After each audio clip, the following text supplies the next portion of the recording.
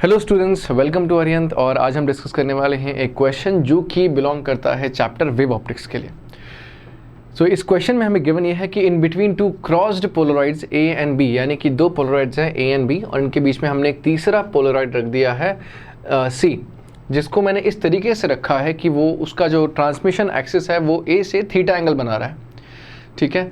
If the intensity of the transmitted light from the Polaroid is a, यानी कि ए से जो निकलने वाली लाइट है उसकी इंटेंसिटी आ रही है आई नॉट, तो हमें इंटेंसिटी निकालनी है बी से निकलने वाली लाइट की।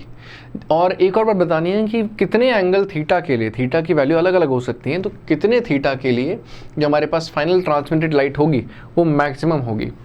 जैसे कि हम यहाँ इस डायग्राम में देख सकते हैं कि ये रहा हमारा ए, ये रहा हमारा बी, हमने सी को बीच में रख दिया और सी का ट्रांसमिशन एक्सिस जो है वो ए से थीटा एंगल बना रहा है। आप देख सकते हैं कि ए का ट्रांसमिशन एक्सिस ये रहा, सी का ट्रांसमिशन एक्सिस ए से थीटा एंगल बना रहा है।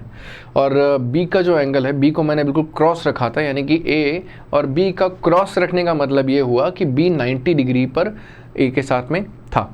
सी रखने के बाद में इंटेंसिटी जो आई यहाँ से वो आई नॉट थी, थीटा के बाद कोई इंटेंसिटी निकलेगी, वो लाइट की इंटेंसिटी फिर बी के साथ में क्रॉस होगी और अल्टीमेटली आपके पास में रिजल्टेंट इंटेंसिटी आने वाली है।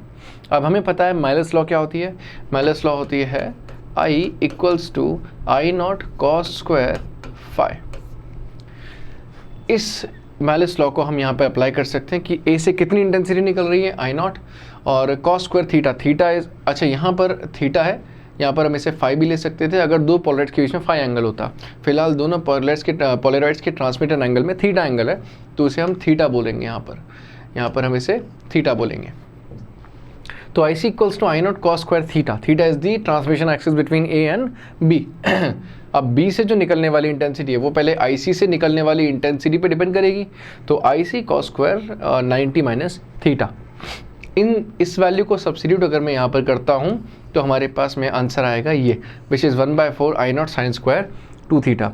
अब मुझे इंटेंसिटी अगर मैक्सिमम करनी है तो इंटेंसिटी मैक्सिमम करने के लिए मुझे इस वैल्यू को 1 करना, इंटेंसिटी मैक्सिमम करने के लिए मुझे इस वैल्यू को 1 करना पड़ेगा। तो साइन स्क्वायर 2 थीटा की वैल्यू 1 तब होती जब आपके पास में 2 थीटा हो जाता π/2। सो थीटा कैन बी π/4, तब आपके पास इंटेंसिटी कैसी हो जाएगी, मैक्सिमम। आई होप आपको ये क्वेश्चन समझ आया होगा। Thank you.